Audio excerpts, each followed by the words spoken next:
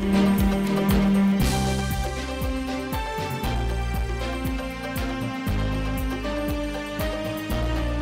declaration of IPOB as a terrorist organization and the outlawing of its activities in Nigeria, especially in the southeast and south-south zones by the federal government, is still generating a lot of reactions. Yes, indeed. Now, while some Nigerians have hailed the move, stating that the federal government has succeeded in nipping a big problem in the bud and avoiding the emergence of another Boko Haram, others are not so pleased with the decision. Constitutional lawyer and human rights activist Mike Ozekome is in this category. He has rejected the description of IPOB by the Nigerian military as a terrorist organization, saying the federal government appears to be selective in its pronouncements. Ozekome decried the fact that Fulani herdsmen, who according to him go on rampage daily, maiming, raping, killing Nigerians, were not declared a terrorist organization. He further added that the federal government seems to be operating two sets of laws for two sets of Nigerians. Well, I wonder if our guest believes that too. He's a lawyer. Of course, Ahmed Abbas is no stranger to TVC Breakfast. Good morning and thanks for joining us. Good morning. You're welcome. Okay, so let's start with this Federal High Court judgment proscribing IPOB and declaring it a terrorist organization. Of course, that has led to a lot of debates. Where do you stand with this particular issue? Thank you. Every offense or crime is usually defined by a law. If you look at the Terrorism Prevention Act 2011, it stipulates acts. In fact, the law is so wide in terms of acts that will constitute terrorism. It includes when you deliberately intend or attempt to intimidate the society, overwhelm the government, overwhelm the society. And in fact, if you peruse the provisions of those laws, you will not even see where provision of carrying of arms even constitutes an act of terrorism. Once your intention is to overwhelm the society, to force either the government or institutions of state to act according to your own wish or to prevent them from acting in tandem with the objective for which they were set up.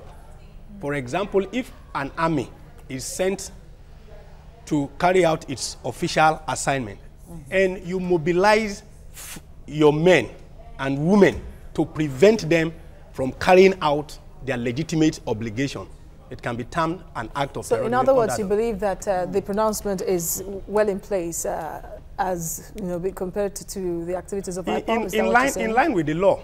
All right. In line with the law. Yeah, but then the United Nations accepts and recognizes self-determination as a right.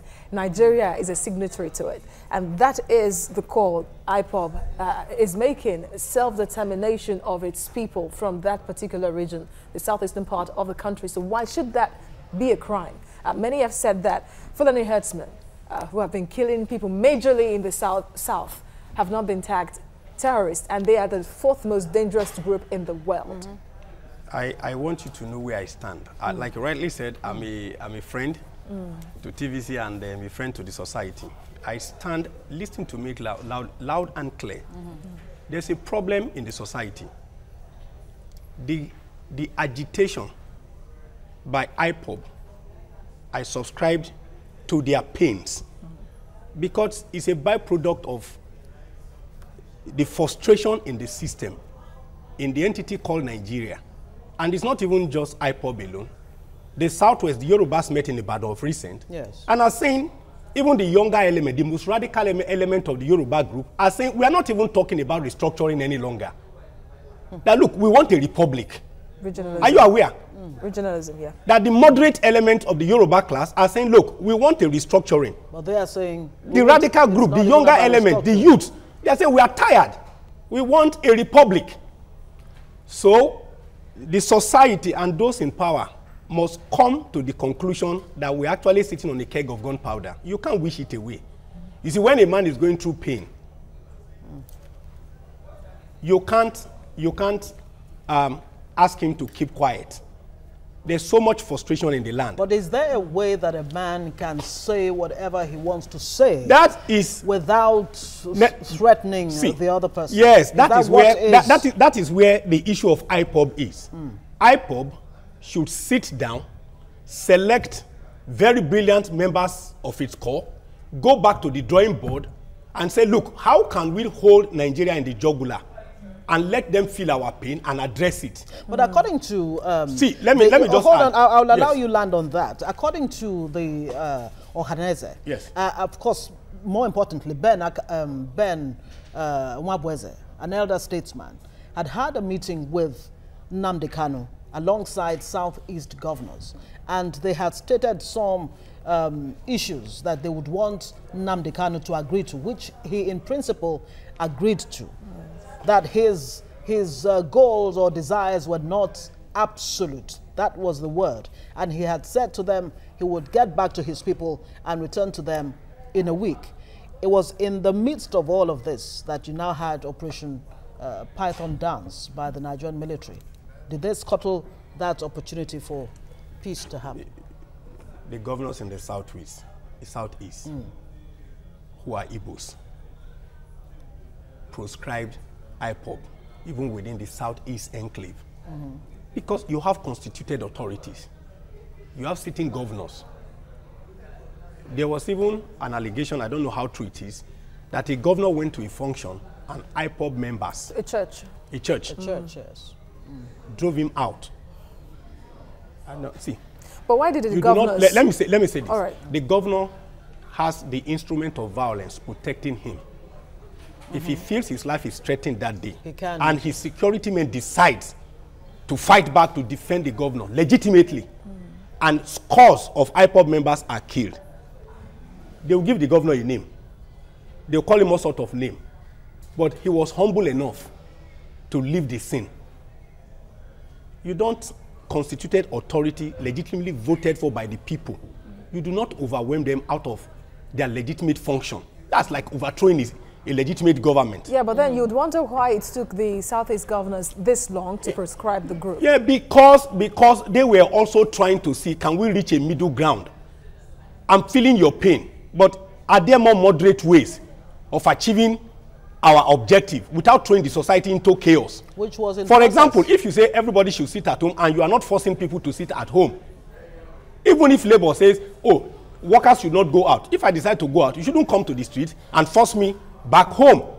There are better ways. I'm saying there are better ways, and everybody is saying there are better ways.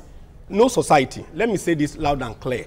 You see, you came out publicly to say you are setting up a parallel army. You are setting up a secret police.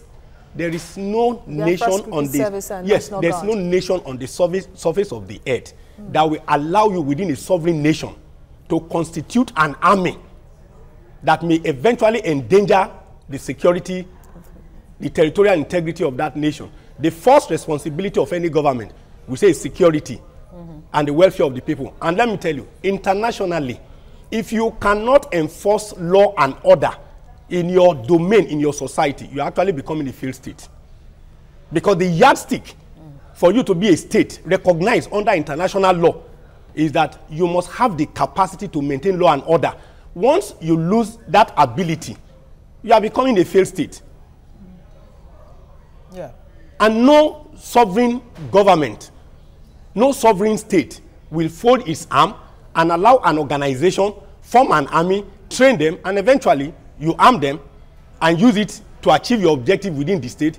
That's sovereignty within sovereignty. And that cannot happen. It cannot happen. So why use soldiers instead? Why not use the Nigeria police, who have the responsibility of maintaining internal security, and not the soldiers? For now, your policemen, how equipped are they? How equipped are they? The vast majority of your police officers are guiding VIPs. Almost half of your army, your policemen are guiding VIPs, politicians. You see politicians going, he has close to about 5, 10, 6, 7, 8, 9, 10 police officers. So where will you have the number to quell whatever be the riot or the rebellion? And how many are they really? So how many are they? And secondly, do they have the wherewithal, the resources. They are crying every day. They are underfunded and under-equipped. So it's a challenge. All right, let's go back to the issue you were trying to land on, the issue of the way IPOB is going about its agitations. Like I said, most Nigerians in all parts, whether southwest, southeast, south, north, and all the rest of them, they are marginalized. The IPOB is crying out marginalization of the southeast, the youths, and all. What is simply going on is that it's a society that over a long period of time has abandoned its people. So out of frustrations, they are trying to give expression to, you know, a system that has abandoned them. If you go outside the shores of this country, you see the kind of condition our people are living in. On a day-to-day basis, people are running out of this country. Like I keep saying every day, if call 1 million Nigerians today, especially the younger, the middle class, the young man, the ordinary man on the street, give them an opportunity to run out of this country, they will jump at it because there is no hope within the system. If the political class are the only one that have not been marginalized. So everybody feels marginalized. And like I said, I identify the pain and the frustration because I belong to, I interface with the society and I know the frustration and the pain. It's not some segment of the country that is really being marginalized, but the whole of Nigeria. The whole of Nigeria. Every Nigerian is being marginalized. Yes. Okay, now let's come back to the issue of, you know, whether IPOB is a terrorist organization or not. The United States has come out clearly to say we don't believe that IPOB is a terrorist organization. Sure. And in the same breath has said that any peaceful means of settling whatever internal crisis that Nigeria has, that the U.S. is ready to support that. What do you make of this statement coming from U.S. government? See, every nation determines in accordance with its laws what it deems to be a terrorist organization.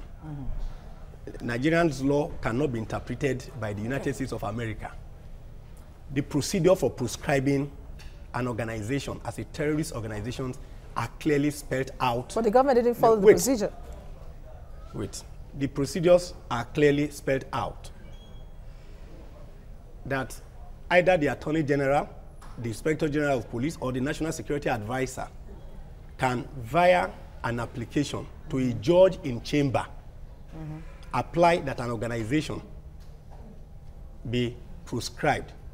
And once that procedure is followed and the judge accedes to the prayer of the Attorney General, the IG, or the NSA, the next step is for it to be published in the official Gazette. But that procedure was not followed in the first instance, and that was why the Senate President Bukola Saraki cried out and said what the Nigerian military has done was totally unconstitutional, until, of course, we now had this... Eventually. The court, you know, deciding. Yeah. And of course, there are lawyers that who said the same thing as well, that it was unconstitutional until the process was now followed. Until the process was followed. So once the process has been followed, until it is reversed by a counter order or judgment, it stands. Okay. Now, many that is the law as of today. That is the law.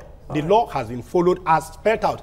Whether it is right or wrong, it's a different ballgame entirely. Okay. Yes. Many personalities, even former President Olusegun Obasanjo, said that the government should dialogue with IPOB. But now with the proscription of the group, it seems... who do you dialogue with? It's not even possible anymore because the group has been tagged a terror organization. So like she said, who do you dialogue with? And if the government says no, what do you foresee? Even internationally, America and even the Israelis sometimes has strong the enmity between Israel and some organization, Hezbollah, US and Iran and all the rest of them. Sometimes they still come back to the negotiating table to discuss when they're hostage taking sometimes. They negotiate. For me, we are talking about individuals that has feelings, that are part and parcel of Nigeria. They are members of this family. And for me, I have ears. We just need leaders that listen to know that, look, these people are crying for certain reasons. There's nothing stopping the government from calling IPOB leadership and say, sit down on the table. I want to hear what's your frustration, what's the pain, and let us judge. Let us resolve this matter amicably. Because ultimately, you see, what some of us are clamoring for is that we must avoid a situation where the society will be torn apart through the use of violence, because ultimately, the most vulnerable segment of the society that suffer most are the women and the children. And I don't want to be a living witness to what transpired. Women will be raped. If there is war in that part of the world, women will be raped, children will be abused.